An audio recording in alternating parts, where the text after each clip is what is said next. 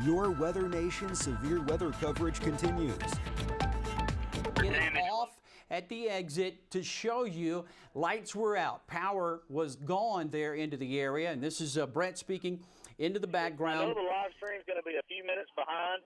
Yeah. But we have significant damage off of mile north of I-10.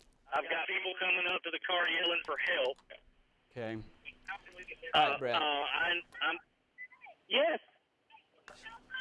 There's structures destroyed here at this location. Let me get out and attend to these people real quick, and I'll get back with you, Dave. Hey, Brett, do that. Make sure everybody's okay there. Tell me again where you are, and we'll make Rhonda Lee has already called to see if we could get some help into that area. Live video coming in, just happening now. North of Pensacola now, up along I-10. It's Florida Town, or Pace, Florida, just off the interstate. You can already see some emergency vehicles are there off into the distance. I can see the lights.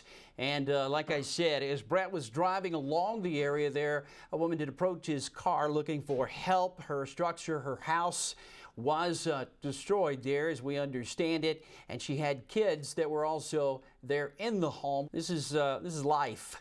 This is what happens when you have these kind of outbreaks. They are potentially deadly. We've already known for a fact today that we have 3 fatalities. All that you can see that is illuminated is coming from the headlights of Brett's vehicle.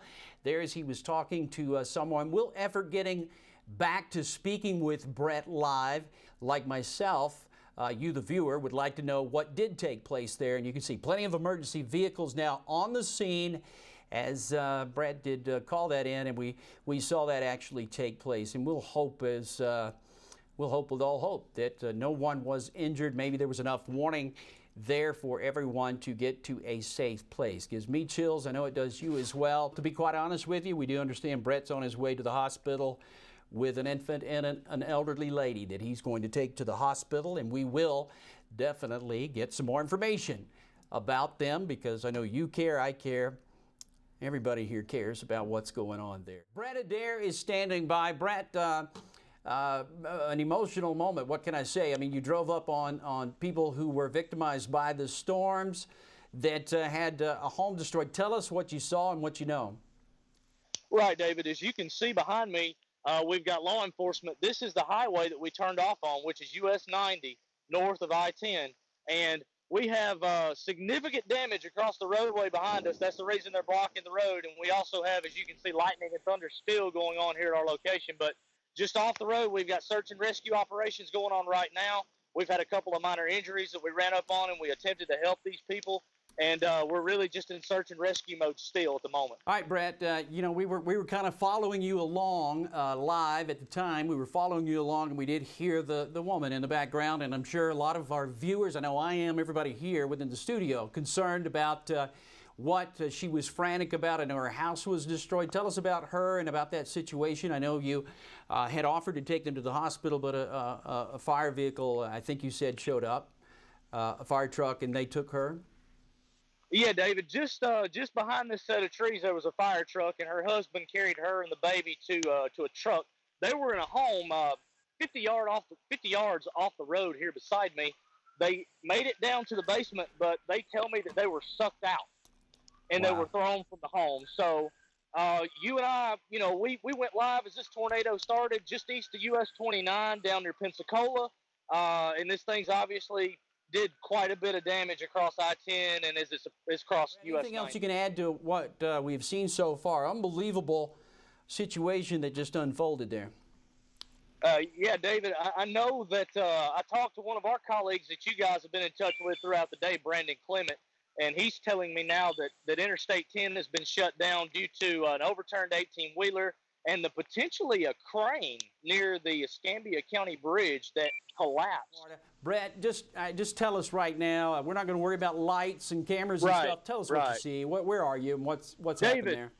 Right here. You remember the gentleman and the lady that I spoke with, and we're going to take them to the hospital. Right. And I had their daughter. This is their house.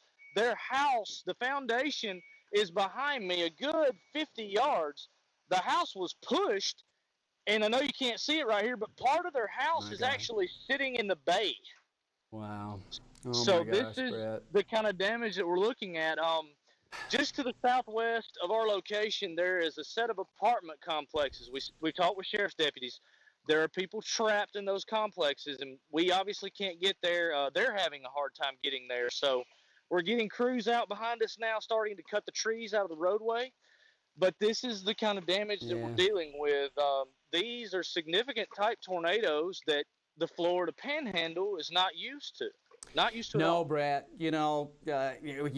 we both have chased in this area. We've been looking at water spouts and crap like that for a long time, not a situation like this. And I know you're shook up, Brett. You've done a tremendous job today staying on these storms. What you do is very admirable. We use that information to try to prevent anybody from being trapped in it. We're at the back of Pensacola Bay near Milton, and I see stuff floating there, so you're pretty close to the water line. Yeah, David, the gentleman and the woman that we helped with their daughter, this is their home. This is probably the worst house that I've seen. Right. Looks like the tornado pushed the house back from the foundation. I can't tell if it was 2 stories, but it looks like it. And part of the house was just swept back here in the bay behind the house itself, where the house should have been. So but yeah, there's a lot of structural damage. We're told there's entrapments in an apartment complex just to our west. That was confirmed by the sheriff's deputies here on scene. So there's a pretty bad situation all across the northern Pensacola area right now. Okay, Brett, you guys have done a tremendous job during the day today. Going to travel over 1,000 miles.